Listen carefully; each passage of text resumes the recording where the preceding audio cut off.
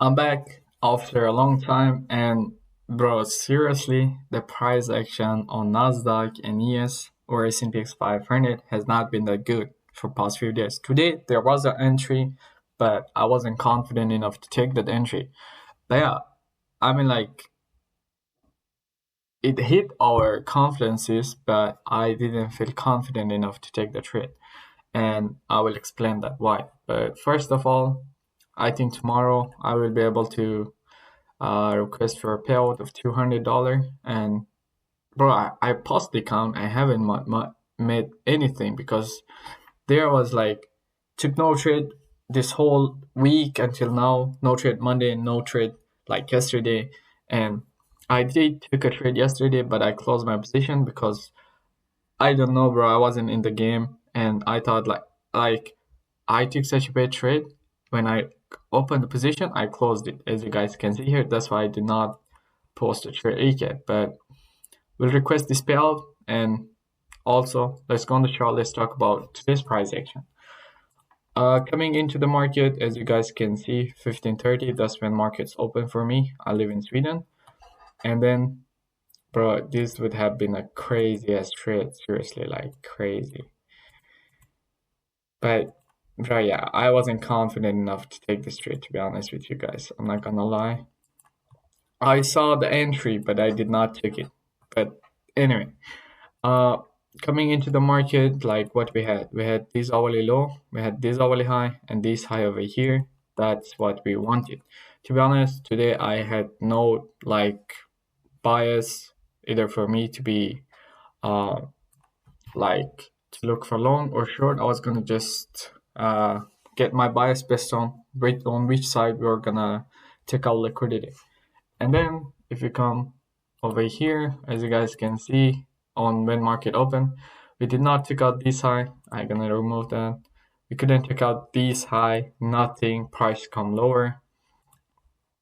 We took out this 50-minute low, we took out these low, and then if we go on the hourly, we came and swept out this 4 hour low over here. Like, isn't that crazy, bro? Price moved crazily.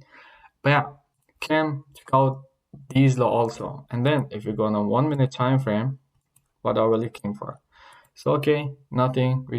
This is why I wasn't confident enough to take the trade. Let me explain to you guys. There's two main reasons.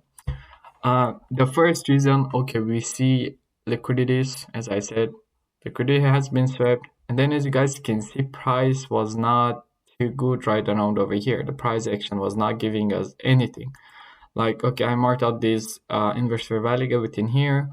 Look, 50, the time frame micro got hit, nothing, price moves lower.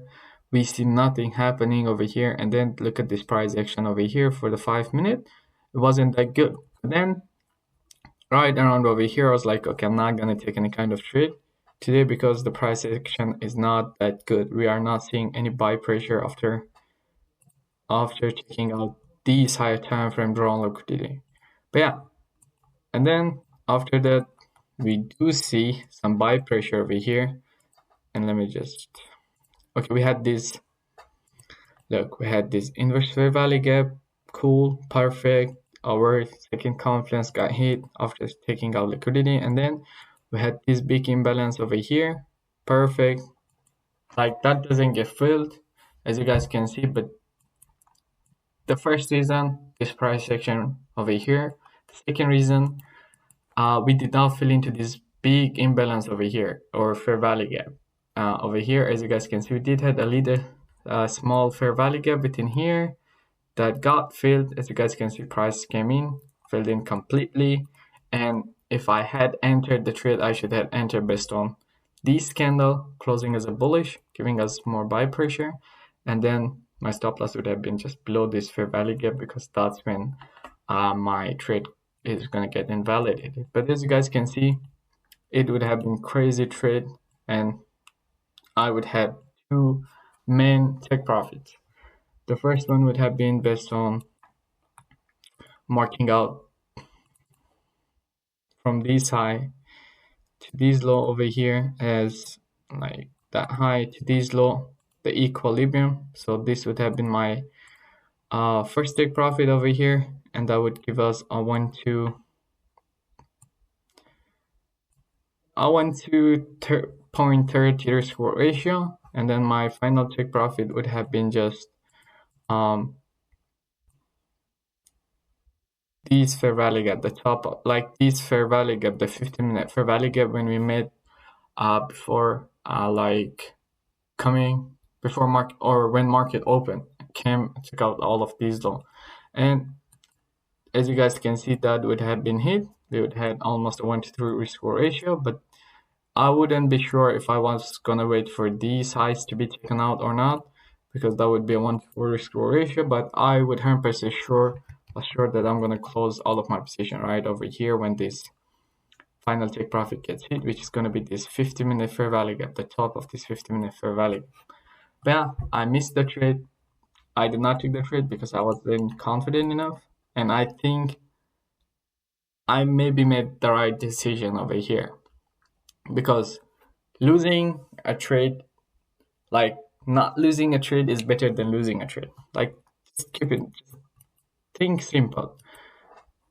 What if, okay, if we fell into this imbalance over here, this is a very small imbalance. We had this big bearish fair value gap over here, which we could have seen a price see some kind of reaction based on that, come lower, maybe fill into this, or maybe even stop us out and then push higher. That's what I was a bit scared of.